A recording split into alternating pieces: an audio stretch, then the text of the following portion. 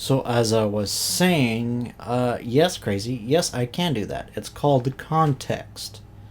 Because you don't really want to accept the consequences of what you're saying. Because if that verse that specifically mentions rape is the only verse that deals with rape out of this whole section, that isn't good. Not only does it deal with only one specific section, it makes it very specific, which means rape can only occur out in the field to betroth the virgins. And it doesn't really matter if they scream or not, which is, I don't know, apparently not having to deal with any of the other verses. It has nothing to do with that.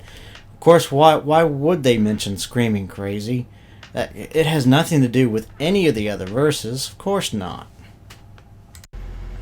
Your argumentation, Krazie, is very inconsistent. It's funny how you will use the yelling example to somehow bolster your inane idea of the abode of virgins debate that you had with Freethinker, and then turn around and say that these verses are unrelated because none of them say force, only one does, even though they all talk about screaming, which is kind of interesting, which kind of means that in context they are related and they are talking about situations of force.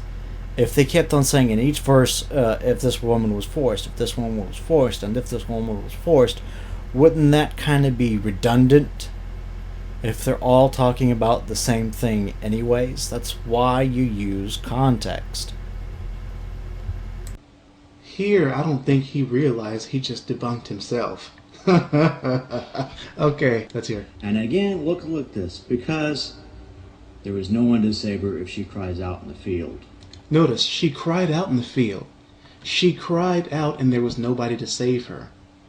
But if you go back up to verse 24, she cried not, and she was in the city. Why would she cry not in the city with people around, but cry in the field and there's nobody around? Self-debunk. In this situation, they both talk about screaming. So I don't know how you, again, say they're not related. Again, the relation of screaming to rape is yet again related, but then forgiven because nothing could have been done about it. Now think about it. You're still enforcing my point that screaming in the city is demanded if you're raped. But again, we already seen not every situation is possible to scream when being raped. So, in a few circumstances, they probably have killed a raped victim if they followed this law quite strictly instead of following common sense. And it goes on to verse 28. If a man find a damsel that is a virgin, which is not betrothed, and laid hold of her, and lie her, and be found. Can anybody explain to me also real quick why it says, and they be found? Does this mean that he was raping her and didn't get away with it? Nah. It means they were found and she wasn't and they were having intercourse and she wasn't even betrothed to be married to this individual, and they had to have a shotgun wedding. The man shall give unto the damsel's father 50 shekels of silver, and she shall be his wife, because he hath humbled her. We've already debunked you on that, so moving on.